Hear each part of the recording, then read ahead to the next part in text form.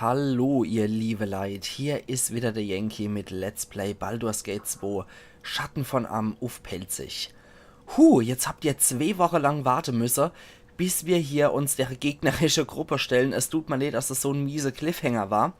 Und ich hoffe, ihr habt mich vermisst, ihr liebe Leid. Wie es in Israel war, werde ich wie gesagt in einem Sondervideo im Laufe der Woche zeigen. Und es wird dann auch nochmal rauskommen. Und das Video jetzt wird auch provisorisch vor Israel aufgenommen, ganz normal, damit ich wieder ein bisschen Puffer habe und nicht direkt nach der 2 Wochen lange Arbeitsreise wieder direkt Let's Plays aufnehmen muss. Okay, jetzt stellen wir uns aber mal dieser Gruppe. Das wird jetzt nämlich hochinteressant, wäre das Ganze. Okay, so, folgendes. Man hat hier einen Trick. Ihr seht, die gegnerische Gruppe ist ziemlich groß. Du ist der Olaf Rasmussen, die haben auch alle entsprechende Namen. Der Maferan, der Stahlmann, der Koschi und dann noch die andere 2 Hansel, wie hießen sie dann? Sion und Ketta oder sowas. Auf jeden Fall sind hier 2 Falle dann jeweils auch nochmal auf der anderen Seite genauso. Und jetzt gibt es der Arschloch-Trick 17. Die können machen, was sie wollen. Wir gehen erstmal runter.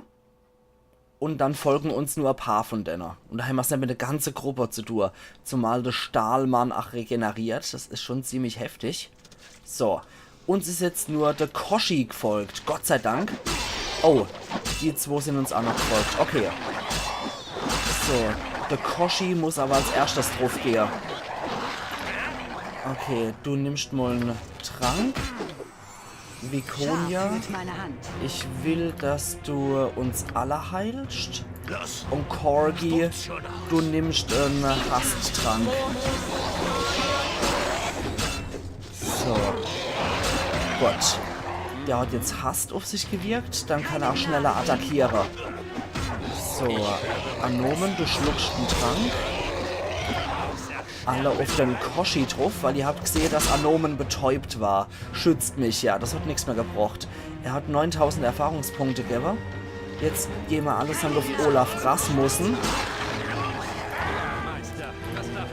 Ede, schmeißen wir einen Zauber auf den. Und wie ihr sehen könnt, ist Olaf Rasmussen ein Orok, also ein Tiefenork.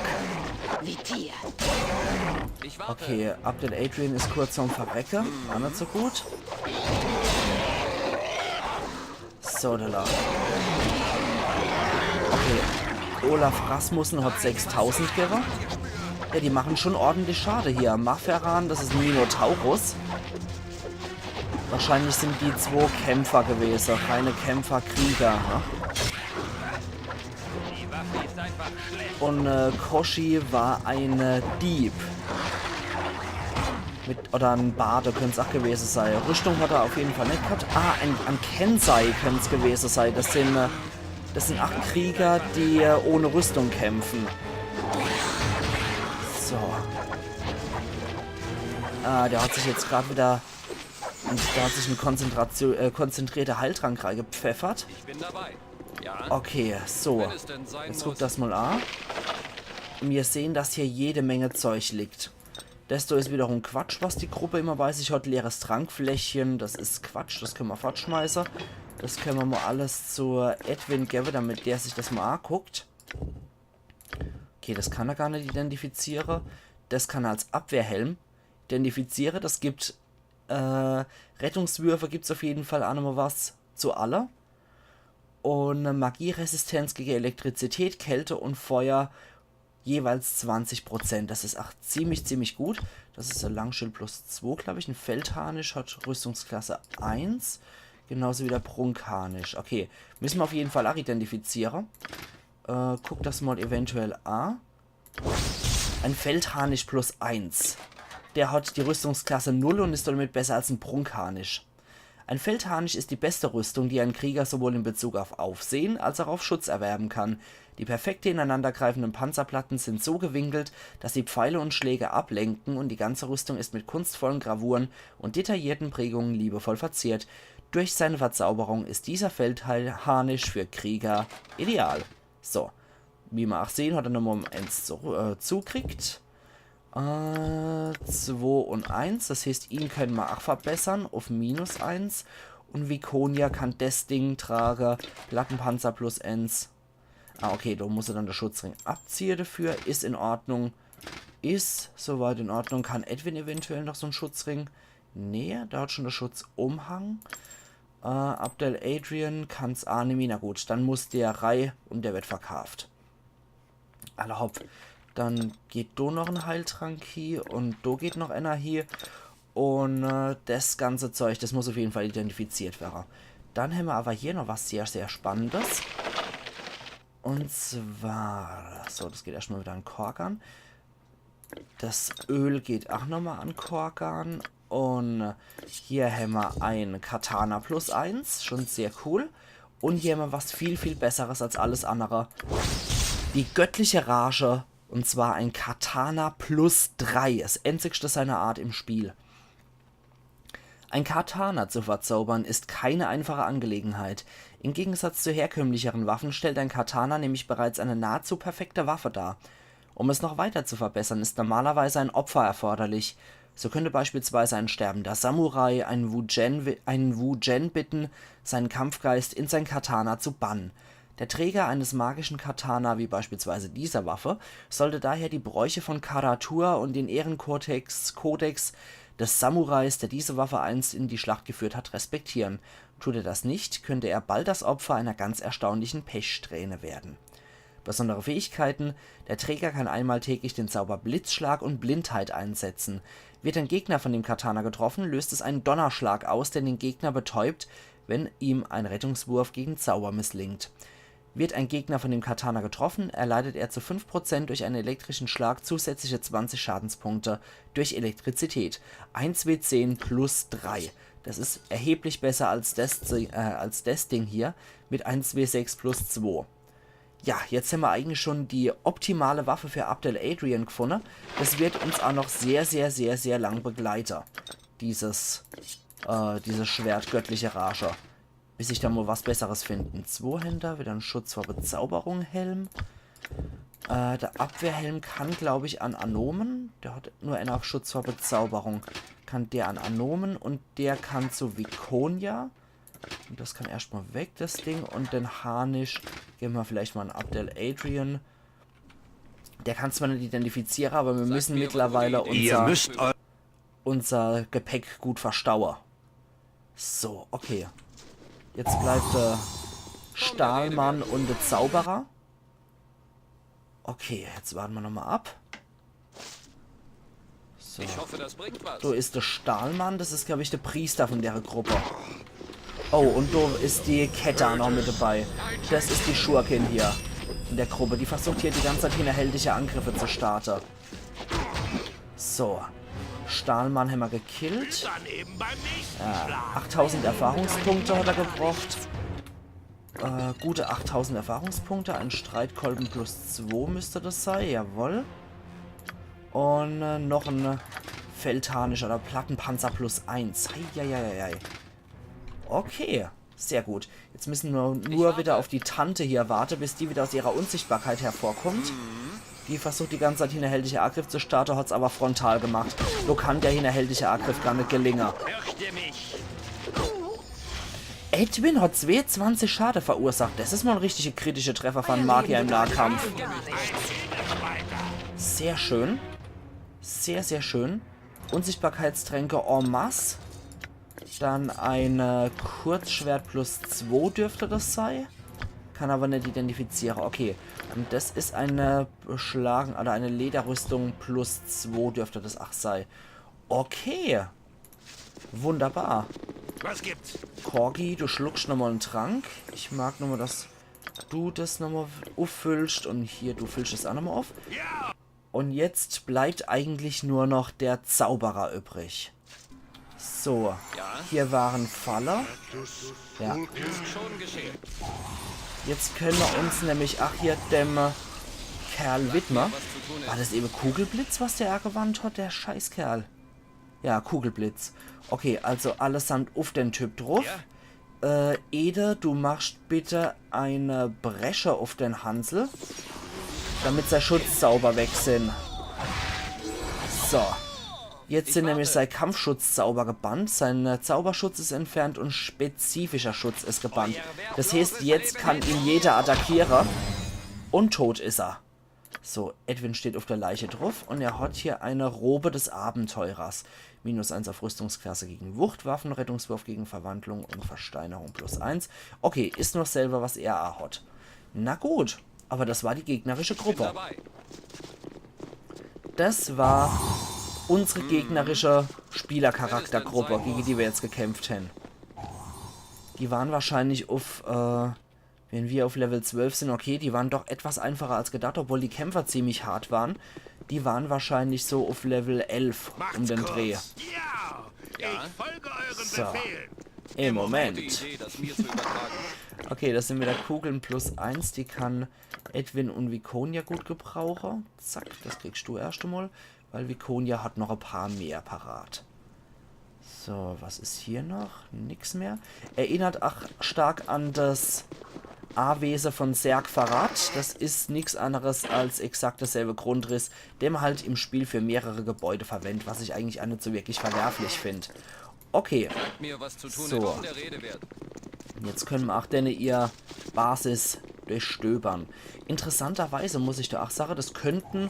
Ich habe nie rausgefunden... Okay, das war hier die Tür entdeckt. Interessanterweise habe ich nie rausgefunden, was das eigentlich für Leute sein sollen, die hier in so einer große bewachte A-Lage leben. Und das wird wahrscheinlich das Zimmer vom A-Führer gewesen sein. Wie auch immer. Es könnten meiner Meinung nach auch Abenteurer gewesen sein, die als Gruppe unterwegs waren. Wahrscheinlich auch eine böse Abenteurergruppe, die sich hier aufgrund von ihren Reichtümer A-Wesen geleistet haben. Ist an sich ja auch nichts Verwerfliches dran. So, da war noch ein Geheimgang. So. Ihr könnt hier ruhig warten, weil ich weiß, hier ist noch ein Falle. Finde die Falle. Mhm. So. Okay. Also jede Menge Zeug gibt es hier auf jeden Fall. Hervorragend. Ein Speer. Den können wir ja an Edwin... Okay, der ist jetzt auch voll. Wenn man Edwin geben, das ist... Okay, der sieht es auch nur als Speer an. Na gut. Und ein Stab. Der Stab ist ein Stab der Furcht. Denn... Bringen wir jetzt erstmal nicht hier unter, sondern der Stab des Feuers bringen wir erstmal unter. Zack, zack, zack, zack. Edwin hat sowieso ein bisschen Übergewicht gerade. Das geht dann an Vicky weiter. Ja, bei solcher Gruppe türmen sich durchaus einige Reichtümer an. Und man muss sagen, wenn die hier ihr Basis in Art Cutler hätten, oder hatten, hätten die durchaus ein sehr angenehmes, interessantes Leben hier geführt. Ja, okay, ist du schon geschehen. guckst nochmal hier. Da sind wieder noch Bücher. Muss wohl aber auch... Oh, sehr schön. Muss aber wohl auch eine bessere Gruppe hier gehört haben. Also, eine bessere Gruppe, sondern die müssen schon ziemlich viel erlebt haben hier, dass die sich sowas hätten leisten können. Und jetzt haben wir eine Schleuder +2 entdeckt. Ja, das ist nichts anderes als eine magische Schleuder, die 2 mehr macht an Schaden. Also +2 Schaden macht. Kann Viconia den Müll hier nämlich ablecken. Diese gammelige Schleuder, die ist nicht nur Goldstück wert. Und Edwin kann die Schleuder +1 behalten. Perfekt. Sagt mir, was zu tun ist. Ich bin So, dabei. jetzt gehen wir dort hin. Dann können wir hier hingehen. Ich warte. Nee, Was Quatsch. wollt ihr? Ha! Und So. später schlitze ich euch den Bauch auf. Genau. Und Korkan hat sich hier jetzt nochmal umgeguckt. Hier ist nichts. Der Alkoven ist leer und führt nirgendwo hin. Und dasselbe ist auch hier der Fall. Wenn es denn sein Das muss. heißt, jetzt bleibt nur noch der Raum übrig. Und wir haben ordentlich was geflattert. Also anders kann man es auch echt nicht sagen. Wir haben wirklich ordentlich was geflattert. Gute Idee, das mir zu übertragen. Da ist noch ein Stab und da sind noch Pfeiler. Okay. Pfeile +1 können wir fast alle verwenden. Einer schmeißen wir fort. Pfeile der Durchbohrung, die können wir theoretisch auch behalten. Die sind echt nicht verkehrt. Und da ist noch ein Stab. Das ist ein Lähmungsstab, ne? Ja, genau. Okay. Wunderbar. Der bleibt erstmal bei Edmund. Ups. Scheiße. Das war nicht gut. Das war überhaupt nicht gut. Das war nämlich nicht mal eine Todeswolke, das müsste flammende Wolke sogar gewesen sein. Das ist ein ziemlich starker Zauber. Scheiße, das hat ordentlich was reingerobbt. Der Sieg wird unser sein, ihr wisst das. Wir sollten dringendst einen Tempel aufsuchen, wenn wir hier fertig Ich sind. warte. Ich hoffe, das bringt was. Glücklicherweise sind wir hier im Tempelviertel. Okay. Dann können wir hier nochmal gucken, ob es was gibt. Er findet meiner Meinung nach noch nicht schnell genug Faller. Mich drum. Das muss auf jeden Fall wieder geskillt werden, wenn er aufsteigt demnächst. Es wird wahrscheinlich wieder dauern, aber er sollte wieder in sowas skillen. Zack, zack. Und jetzt geht... Nicht rasch Oh jemand Gott, heilen, ja. wird das ein verdammt kurzes Abenteuer für mich. Ja, nur noch 18 Lebenspunkte ist nicht so gut. Vor allem, wenn das 9 Schaden macht. Das ist bestimmt eine flammende Wolke oder sowas. Und keine Todeswolke. Meine Fresse. Okay. Scheiße. Wieder Ding zugeschnappt. Aber er hat der Rettungswurf gegen Tod bestanden. Oh Mann, das war jetzt knapp. Das war scheiße knapp. Und das ist ein normaler Frostzauberstab. Okay. Ja, ist schon geschehen. Wir sollten uns dringendst in Richtung Tempel aufmachen und uns heilen lassen. Und dann sollten wir Bin dringendst dabei. unser Zeug noch identifizieren lassen im Tempel und dann nochmal verkaufen. So. Aber ich glaube, die Tempel hier, die handeln nicht. Das könnte ein Problem sein. Aber wir können auch in den Latanda-Tempel gehen. Das ist auch der nächste von hier. Wenn es denn sein muss. Gehen wir doch gerade hier rein, in den Latanda-Tempel. Der Latanda ist der Fürst der Morgendämmerung. Das ist ein guter Gott. So. Da ist schon so ein Idee, Hansel. das mir Ich zu strecke übertragen. euch die Hand zum Gruß entgegen. Der Morgenmeister Kreel. Gesegnet sei's Morgengrauer, benötigt der Dienste von Latanda. Natürlich brauchen wir die. Ich würde ganz gern auf alle den Zauber Heilung wirken lassen. Das können wir uns jetzt einfach mal wirklich gönnen bei dem Geld, was wir haben.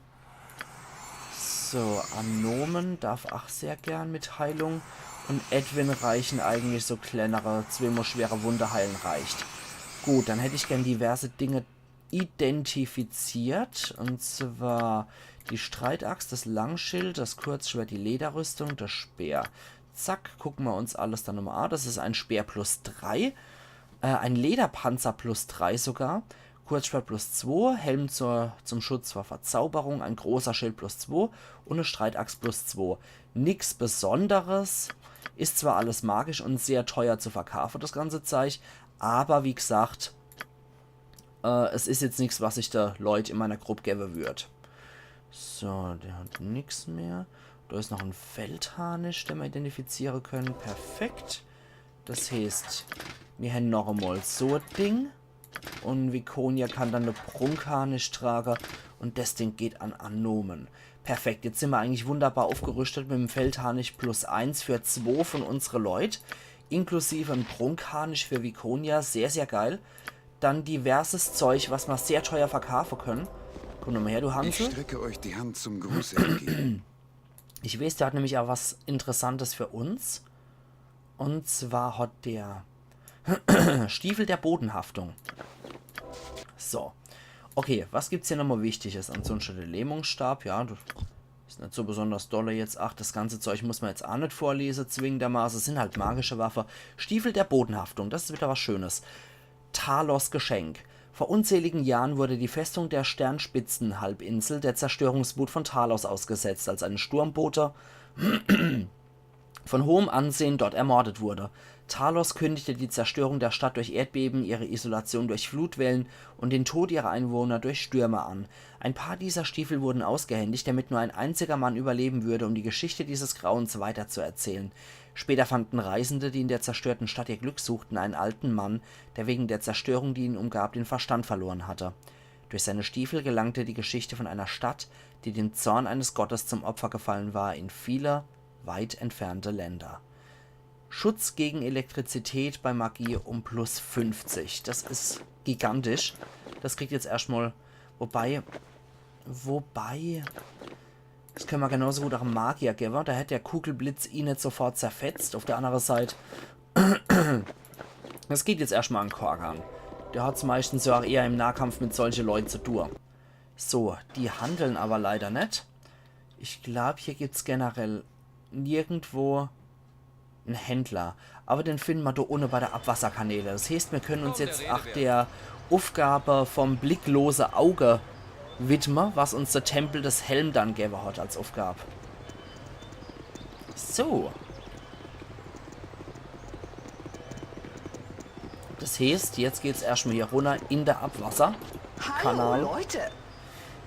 Ihr seid Talon Nirkas, Priester vom Talos, ne? Ja, bin ich. Warum frohen denn ihr? Ihr erinnert euch nicht an mich? Wir haben zusammengelegt an einem Oben vor viele Monde. Und das hier ist euer Tochter, Lani. Grüß dein Papa, mein Kleini. Hallo, Papa. Ihr seid sicher? Ich meine, ich erinnere mich nicht. Ihr habt in der Nacht tief ins Glas geguckt, Nirkas. Ich kann nichts davor, wenn ihr euch nicht daran erinnert. Ich verstehe. Was genau wollt ihr? Ich will, dass ihr die Verantwortung für euer Kind übernehmt, ihr Narr. Mama, den Papa mag ich nicht. Die andere Papa hat mir viel besser gefallen. Ali gosh, Kind. Was heißt denn das? Nix, Talon Nirkas. Ein einfacher Fehler vielleicht. Meine Schuld. Entschuldigung bitte. Jetzt steckst du aber in Schwierigkeit, Mädel. Ich verstehe. Talos segne euch also und einen schönen Tag noch. Ach, wieder sehr coole Begebenheit hier, wo Annie offenbar versucht, Leute hier Ich hoffe, das bringt was. ein Kind unterzuschieben, damit sie Geld kriegt. Ja, das ist schon ziemlich heftig. Mit solcher Frauen, die so Tricks abziehen, das ist echt mies. Das bringt andere Frauen, gute Sag mir, Frauen was zu in tun ist. Verlegenheit, die eigentlich wirklich nur der Vater von ihrem Kind suchen. Das ist ziemlich heftig. Aber wie gesagt, wie auch bei der Episode mit dem Friedhof, das macht einfach... Das war ein Kobold wieder. Das macht einfach ganz Baldur's Gate und Ardcutler sehr viel lebendiger. Hier haben wir noch einen Rakshasa. Das sind Wesen von anderer Ebene mit Tigerköpfe. Also die haben einen Tigerkopf. Und sind oriental angehaucht. Sammelt mal hübsche Ei. Menschlinge dringen in unser Reichei. Okay. Autsch. Okay, jetzt kommen die ganze Gestalte angehupst. Kobold Hauptmann. Dann kann der Edwin Killer. Und die anderen kümmern sich um den Rakshasa.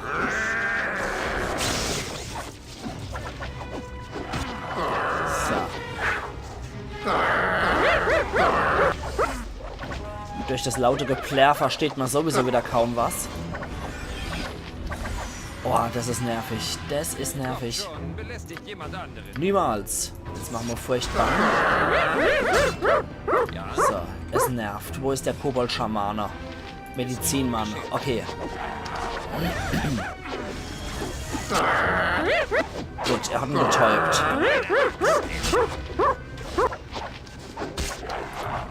Boah, der hält aber anders aus. Okay, der Rakshasa ist tot, gibt nur 3000 Erfahrungspunkte. So, auf die. Hier. Abdel Adrian, du kümmerst dich um den. Los! Spuckt's schon! So. Und drauf. So, schnetzelt ab, was geht. Hier müsste noch welcher sein, oder? Nee. Gute Idee, das mir zu übertragen. Okay, Jalkales? das war das. So, jetzt heilen wir unseren A-Führer. So. Das war aber ganz schönes Geraffel mal wieder. Kurzschwert plus Ends, ja, das können wir auch noch mitnehmen. Zum Verkaufen ist das durchaus geeignet.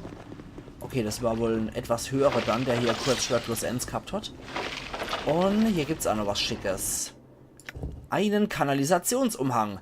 Für einen Bewohner der Abwasserkanäle wie Ivan war es nur möglich zu überleben, indem er sich an Orte vorwagte, an die sich jeder andere weigerte zu gehen. Ivan versteckte sich in den Abwasserkanälen von Baldurs Tor vor Meuchlern und entdeckte ein Netzwerk von natürlichen Höhlen, von denen einige bis zum Meer reichten. In einer der Höhlen fand Ivan einen scheinbar zerstörten Umhang. Er war zerfetzt und mit Dreck verkrustet. Er warf ihn ins Feuer, aber der Umhang verbrannte nicht. Voller Neugierde legte er den Umhang an. Er experimentierte herum, bis er seine verborgenen Fähigkeiten herausfand. Mit Hilfe des richtigen Befehlswortes konnte er sich in eine Ratte, einen Troll und eine Senfgallerte verwandeln. Das ist so ein Schleim einfach. Er hält -1 auf RK, so wie beim Schutzumhang. Und man kann sich noch zusätzlich in eine Ratte, einen Troll oder einen Senfgallerte verwandeln. Ich glaube, Viconia hat den Umhang gehabt, oder? Ah, der geht nicht wie so ein Schutzumhang, oder? Okay. Wenn der nicht so funktioniert, na okay. Kann denn auch Corgi tragen? Ja, perfekt.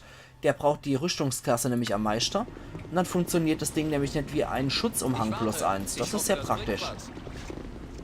Alla hopp. Dann gehen wir jetzt alle nochmal hier, weil hier ist noch so ein freundlicher Abwasserhändler. Der gute Roger der Hehler. Hallo Roger der Hehler. Ah, ich erkenne einen anspruchsvollen Kunden sofort. Ich habe euch noch nie hier ohne gesehen. Na, ihr Kunde vielleicht? Mein Name ist Roger. Benötigt ihr vielleicht irgendwas? Warum betreibt ihr ja einen Handel hier unten in der Abwasserkanäle? Hier unten? Und die Abwasserkanäle sind gar nicht so übel. Die Wache kommt nicht hier runter und mein Kunde schätzen sagt, die Geschäfte nicht in aller Öffentlichkeit zu machen. Die Monster sind das größte Problem, vor allem in letzter Zeit. Das ist zum Beispiel der Meerestroll. Erst halten sich die Leute die Monsterchen als Haustierle und wenn sie zu groß sind, spülen sie einfach runter, um mich zu ärgern. Genau deswegen. Dann zeige mal, was du anzubieten hast. Dann folgen mal bitte hier. Unten habe ich eine reichhaltige Auswahl. Ihr könnt praktisch alles finden, was ihr benötigen könnten. Zum Beispiel Brandöl, das ist sehr geil. Das ist wie der Zauberfeuerball. Da nehmen wir nämlich 3 Stück davor. Anscheinend nicht für Edwin. Der hat wohl nicht mehr so viel Platz. Wie? Ich will das kaufen. Ich möchte das kaufen. Noch einmal? Ja, doch. Okay. Ging wohl anscheinend so nicht. Okay, das sind wohl mehrere Slots dann, die dann frei sein müssen. Oder nur 1 pro Person. Ich kann nicht sagen, was gerade das Problem ist bei der Engine. Egal, konzentrierte Heiltränke. Von denen kaufen wir noch 8 gleiche mal 10 Stück Ei. Das geht wohl auch wieder nur einzeln. Oh, wie ätzend. Zack, zack. Obwohl, nee, Quatsch. Machen wir nochmal 3 Stück. Genau, dann staffeln das nämlich auf 5 jeweils. Okay, machen wir nochmal 3 und kaufen nochmal einer zum Schluss. Alle hopp. Gut. Unsichtbarkeitstränke hat er jetzt leider nicht mit dabei. Egal. Stähle wollen wir auch nichts mehr, wollen verkaufen. Platte Panzer, ein Morgenstern +1, ein Bastardschwert +1, ein Kurzschwert +1, noch eins, Achtung Ewigzeit, ein Flegel +1, ein Streitkolbe +1 und ein Morgenstern +2. Sind wir schon bei 3750 Gold dafür. Das ist schon ganz gut. Plattenpanzer +1, der kann 8 fort für 1500, wunderbar. Dann haben wir hier diverse Edelsteine. Ein Diamant behalte ich mal. Ich habe immer so im Hinterkopf, dass wir das noch später für die Rüstungsschmiede oder für die Schmiede von Cromwell brauchen, der uns epische Artefakte herstellt, genauso wie die Sternensaphire. Glaube ich, dass wir bei Thron des Baal welche brauchen von der Sternensaphire. Spitzbubenstein und Smaragde sollte man auch immer dabei haben, vor allem Spitzbubensteine. Perle sind wichtig, glaube ich. So, der Quark kann auch weg. Das ist alles Müll. Schutzring +1 kann auch weg. Will eh keine Sau mehr tragen. Damit hätten wir hier alles. Und dann nur noch das hier. Perfekt. Dann das Arabenes Schwert +2 kann weg. Wir haben die göttliche Rage. Und ein Kurzschwert +1 dafür. Der menschliches Fleisch. Das bleibt auf jeden Fall bei uns. Ford kann hier Abwehrarmbänder RK6 für 900. Das Zeug bleibt. Viconia, du kannst schon andere Quark verkaufen. Gegengift behalten wir erstmal. Heiltrank behalten wir auch. Trank der Stärke kann weg. Katana +1. Plattenpanzer und hellgrüner Ionenstein weg. Plattenpanzer +1 weg. Speer +3 weg. Stab des Frosts ist auch Müll. Und Edwin hat auch noch jede Menge Quatsch, den man verkaufen kann. Und zwar erweiterte Unsichtbarkeit, Monster herbeirufen, Schutzformel gegen Feuer behalten wir erst einmal. Identifizieren kann weg. Leider, das kann auch alles fort. Heieiei, was es hier für Müll im Lader schon gibt. So, Schutzformel gegen Kälte behalten wir erst einmal.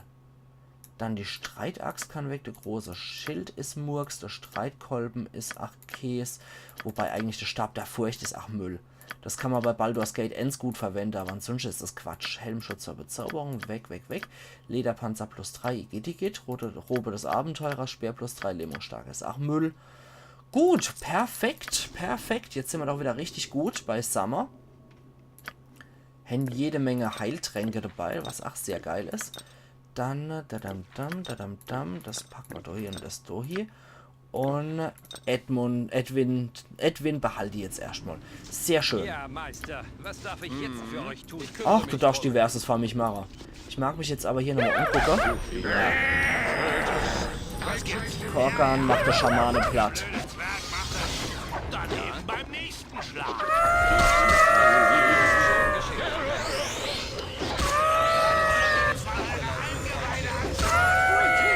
Das Leben endet hier.